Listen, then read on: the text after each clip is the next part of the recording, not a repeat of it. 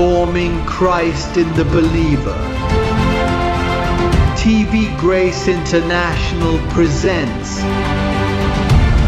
the ineffable words of God, the gospel of grace, on the lips of the man, Christ Jesus. Abba Father.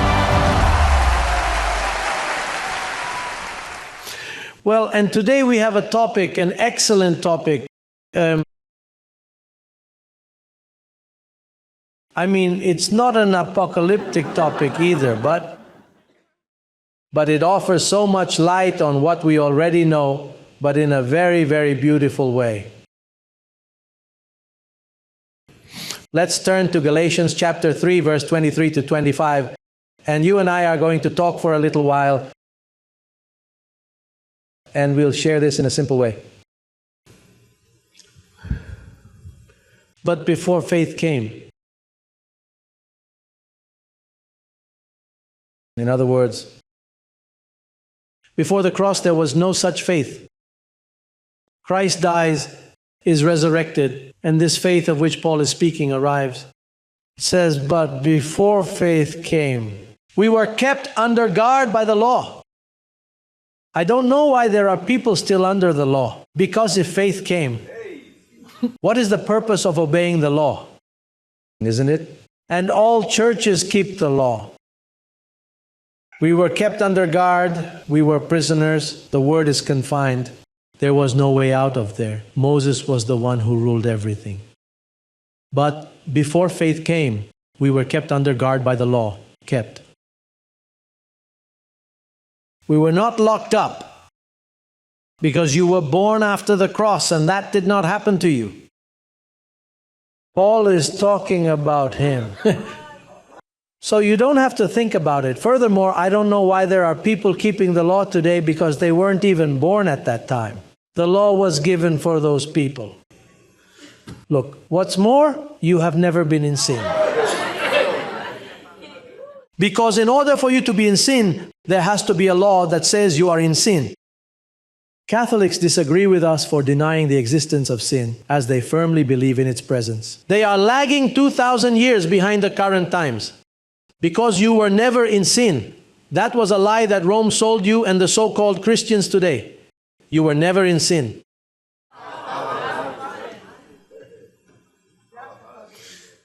And you know how many times you went to confession with the priest reciting, which was what you were doing inside that drawer. You never sinned because you would have to be under the conditions that led you into sin in order to be considered to have sinned. However, after Christ died, sin was taken away, and all children and all who are born saved if they are chosen. Imagine that. Imagine the deception of Rome, how great it is.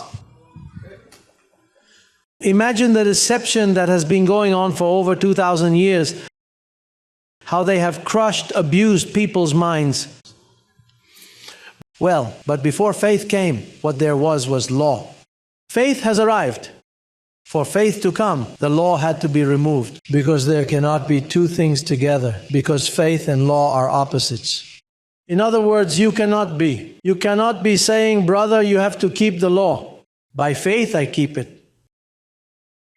What do you mean by faith you keep it? In other words, they say, no, by faith I fulfill God. But if you are in faith, you have already fulfilled God. Now, where does this confusion come from? Notice, let's look at the book of Hebrews chapter 11. Verse 1 and 2. And we conclude with verse 6. Look what it says. Notice what it says. Now faith is the substance of things hoped for, the evidence of things not seen. Look what it says. For by it the elders obtained a good testimony. What faith was he talking about if faith had not come? When you use that faith verse, you are talking about the faith aspect of doing miracles. The ancients did miracles by faith. David would take a lion and grab its jaw and rip it open. By faith, Samson. By faith, David slew 10,000 and did it with the help of 1,000. He killed 10,000. But it was the practical faith of working miracles. Here Paul says, before faith came, it is another kind of faith. It is the faith that justifies you, makes you righteous, makes you perfect, makes you complete, and makes you sinless. So there are two manifestations of faith. So what is the faith preached by Rome and the other churches? This one. However, they do not know ours. Do you know why they don't know it? I will tell you why later, when you will conclude. No, they will never be able to meet it. They are not in faith. They have faith in God, but they don't have the faith of God.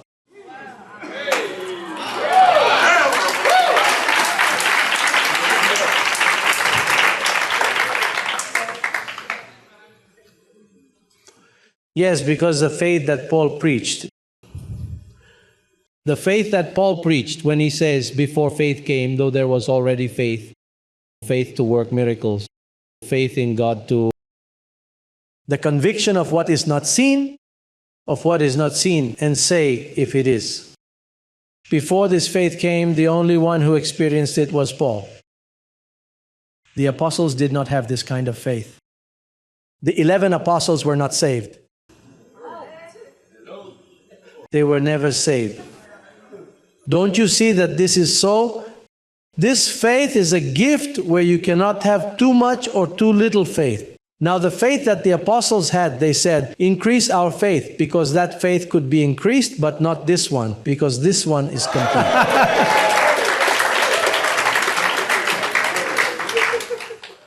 Listen, I receive.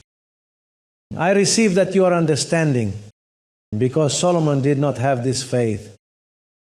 And he was the wisest man on earth. But if he were here, Solomon would sit down and be impressed. Here we are, look. Tracing well the word of truth. The pastor on the corner doesn't know this, nor do all those people who criticize us. They don't even know what we are talking about. Do you know why? Because they have a veil. And they think they have this faith, but they do not. That is why they live by works. That is why they think that salvation is lost, because they have never come to this faith of which we are speaking. Let's continue reading in Galatians 3. We left several verses that I would like to read, verses 23 through 25. Look what it says. But before faith came, we were kept under guard by the law, kept for the faith which would afterward be revealed. Verse 24. Therefore the law was our guide, our tutor. And tutor is like a boss, as someone who teaches you, who guides you, a teacher who leads you. In other words, the law was given to bring you to this, because the law knew that you were not going to be able to fulfill it. It says, therefore the law was our guide, our teacher, our tutor, to bring us to whom? To Christ. And in what way does He guide you? By speaking to you, by saying to you, can you keep the law? You say, no, I cannot. Then don't be clumsy and get into faith. Are you going to keep trying? It is a teacher who tells you how you intend to fulfill God. Get into Christ who fulfilled it for you. In that way, He is a teacher. He says to you, our tutor, to bring us to Christ, that we might be justified by faith, for the faith that was coming. Next verse, but after faith has come, what does it say? We are no longer under teachers, tutors, we are no longer under law. Because it came what? The faith that saves, the faith that justifies you, the faith that says you are perfect, my love, you are clean, sanctified, complete, prospered, seated in heavenly places.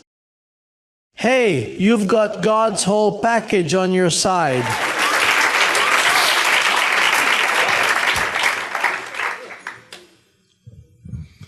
The question is, how do we arrive at this faith? How? How do you leave the traditional faith and come to this faith? That was coming. That has already arrived. but which not everyone can reach. Because it is not easy. Look at what Romans 10:17 says. The question is, how does one come to this faith?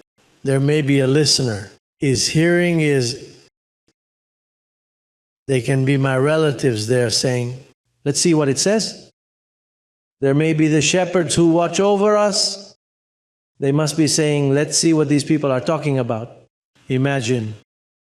Well, you confessed it at the beginning of this meeting. A lot of people will be arriving today. Hey, if they don't arrive with this, they are damaged from the factory.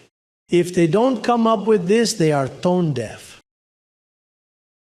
Hey, because it doesn't get any easier to explain this.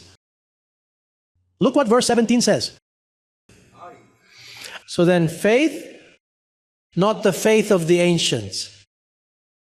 This faith, the one that saves, the one that justifies you. So then faith comes by what? By what? It is not for reading.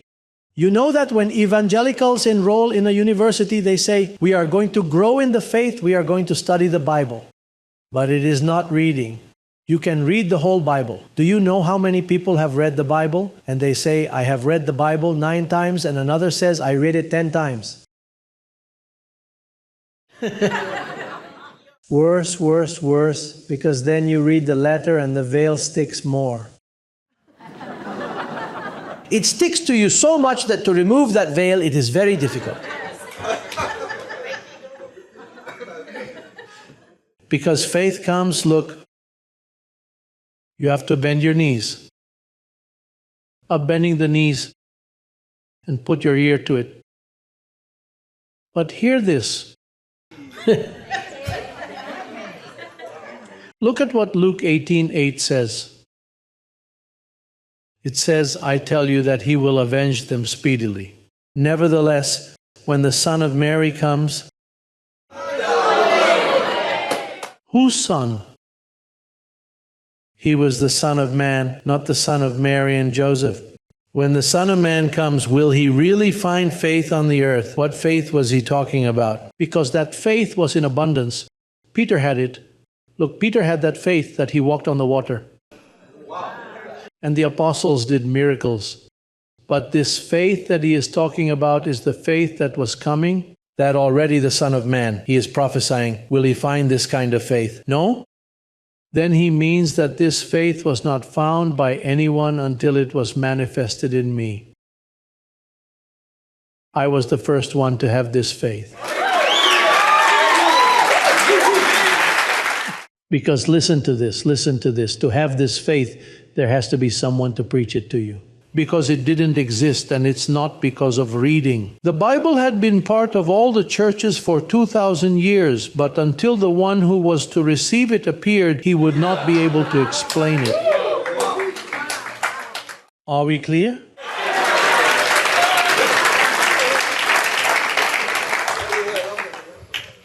Look what it says. What it says right there in Romans chapter 10. I think it's verse 14, 15 and onwards. Let's go to verse 14. How then shall they call on him in whom they have not believed?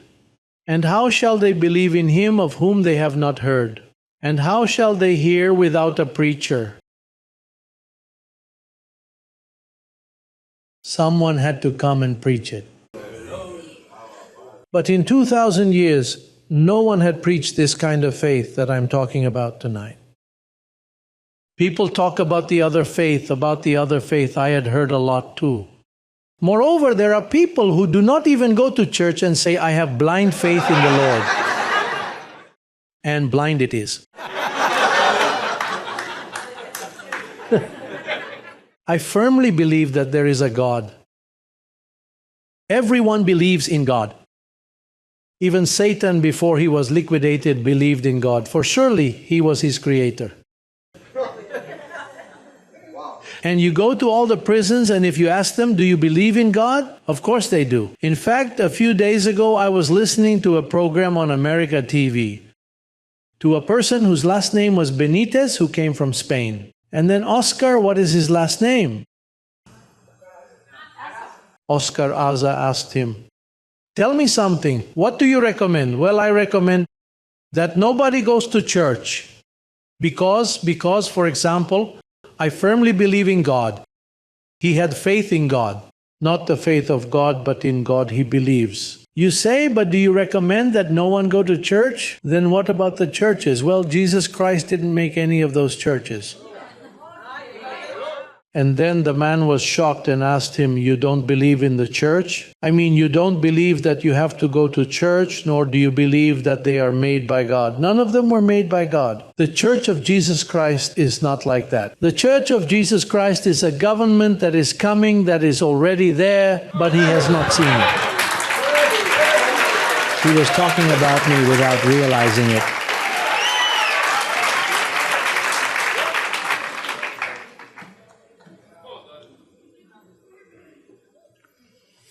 Hey, a good thinker.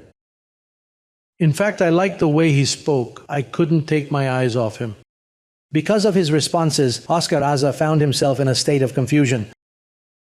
"I am completely lost now," he admitted, "and I predict you'll remain in this state because he's quite a deep thinker. He does not have the faith yet, but he already doubted the whole religious system, and he does very well to doubt because he recommended, I recommend that no one go there, that they better stay at home and think, and there God is with them." Well, however, he says, a government is coming, a government that God is going to establish because he believes in God. Notice he is not an atheist, he believes. What happens is that he does not believe in what is established, and he does very well, because that is a waste of time. Go to church today, I'd rather go to a party blessed. I would rather be somewhere else except church.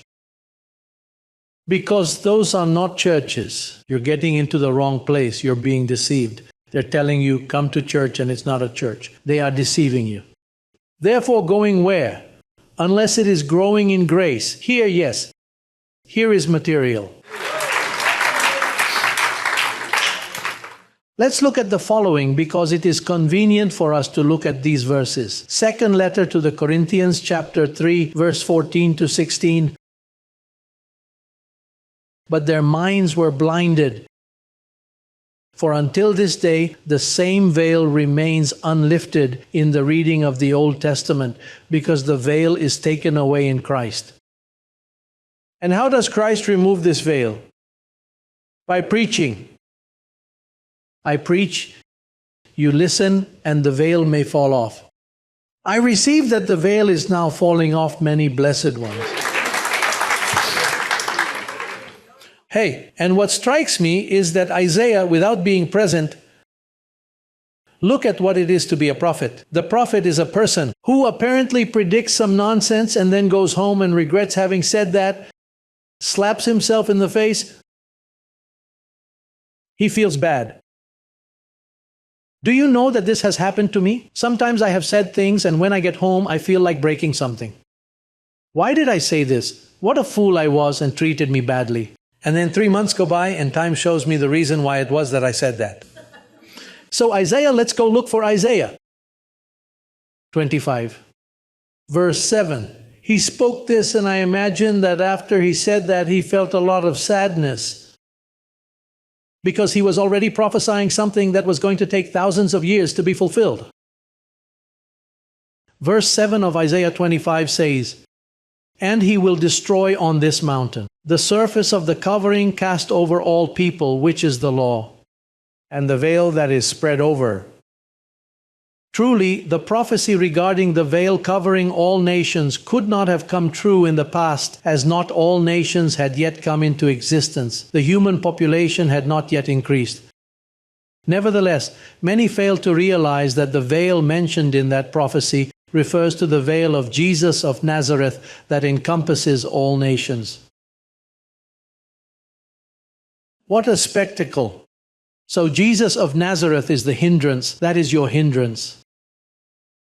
In fact, why was Paul called Antichrist? Because he spoke of that veil. What happened is that he was not listened to. He did not convince anyone. Paul spoke about that veil. He said, "That ye may be of another, of him that is risen," then right there was set aside. You can't hear any more of this man. And the apostles themselves liquidated him. They stopped his mouth. They wrote letters after him so that they would not believe in him. So the reason I am Antichrist is because I follow the same pattern that Paul did, but I am succeeding in removing the veil. Paul couldn't remove it from anybody. Well, not even one. They all abandoned me. And after Paul's departure, this is over. The other will take it away. The other one will remove it because I can't. I leave the hammer, the tools, the nails, the dynamite there for him.